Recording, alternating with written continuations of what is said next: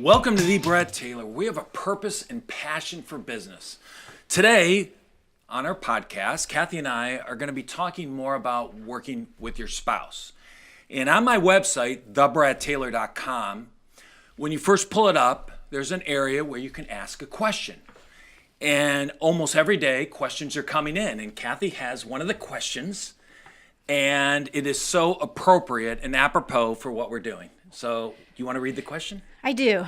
Okay, so my husband and I struggle in working together. We own a franchise, and he is constantly questioning everything I am doing. Any suggestions? And that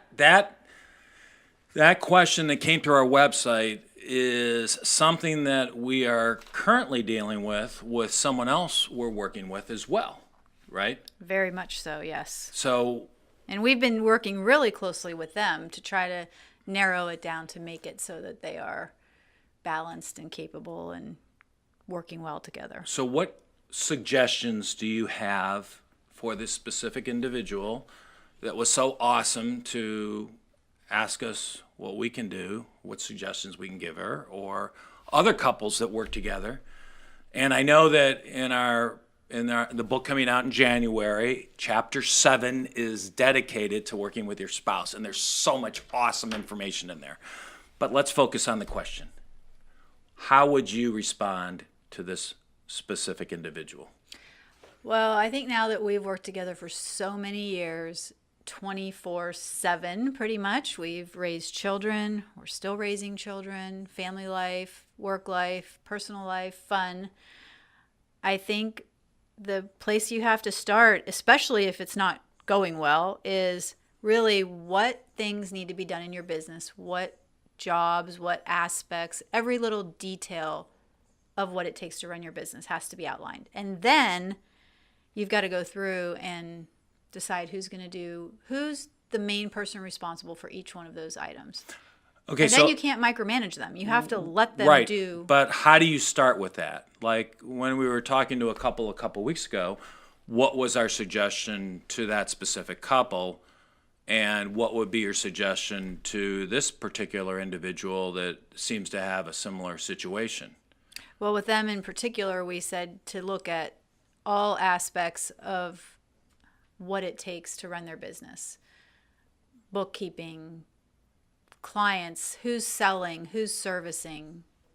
Each business is going to be similar, but also very different. So I think you just have to sit down and you have to really together come up with all of the little things, because some of them are really just little things too. They're not even big things. But I think it starts with, like we suggested, and for this particular individual, it's an interesting franchise they have, but in a similar way to the couple that we were kind of working with, make a list of everything that each person does, and then make a third list of what they would do together. I think that's a starting point. Well, I think the way we talked about it with the other couple is she was going to get a big wipe-off board, and both of them were just going to start writing things down off the top of the head, but then also as things come across that they did. Right. Oh my gosh, this is what I had to do today. May not have thought about it, but this is something the husband's going to do, or this is something the wife's going to do.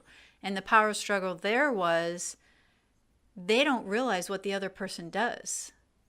And one of them thinks the other person's not really doing much, but realistically they are. You just don't know everything they're doing. So a good start would be for this particular individual is start with a list of responsibilities. Right, and somebody may be out of the office and somebody may be in the office more. So you're not actually there seeing every little minute of your business. One thing we talk about in our book is the weaknesses and strengths they each have, or we each had.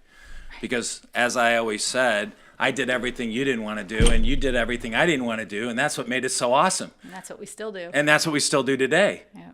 But then it wasn't work, because I didn't want to deal with certain aspects that you love to do, and you didn't really want to do a lot of things I did, so we kind of complemented each other.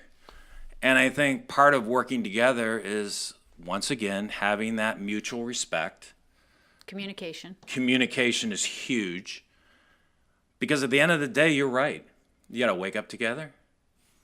You got to go to work together. You got to go to bed together. So you better love working with your spouse or it'll never work. Well, there are a lot of benefits to it. And I think as you know, from my background, being a registered nurse, it's very different to go into work at 7 a.m. and get off at 3 p.m.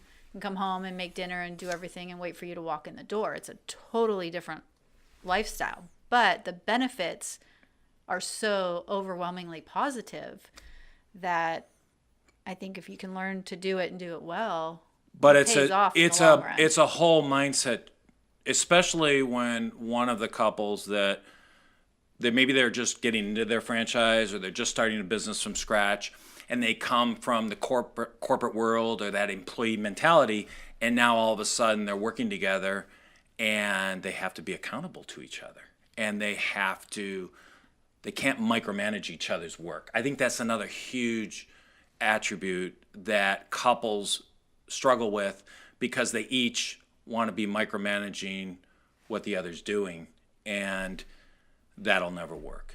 Right. That's just setting yourself up for failure. So, our final response to this particular individual would be, one, start a list of what each of you are going to do. But it needs to be a joint list, not just he writes his list, she writes her list, and they both feel that it just needs to be, just write it all down. Just keep adding to the list. And then when you sit down to go over it, you might look at each item and you might decide, well, maybe I was doing this, but maybe you should be doing it. Makes more sense. It flows better with the workflow. So let's stop here. And then when we do part 2 of this, we'll dig a little bit deeper and talk about some of the ways, once you get that list done, that you can channel that list and structure it so that it works for both of them, for any couple that works together. See, because at the end of the day, your employees, your clients, your customers, people that you associate with are watching you as a couple work together. So the worst thing in the world is to be feuding, because it's never a good thing. Well, another part of that list, too, is going to be what your employees do, because you are going to have people who are doing things on that list as well, and they need to know what they have to do. You have to lead by example. And I think what's exciting about talking about this the next time we do the podcast will be not sharing specific information with individuals that you really shouldn't share it with. That's very true. Yeah. Thank you for watching our podcast, and we look forward to you following us on thebradtaylor.com, our social media, and have an awesome day.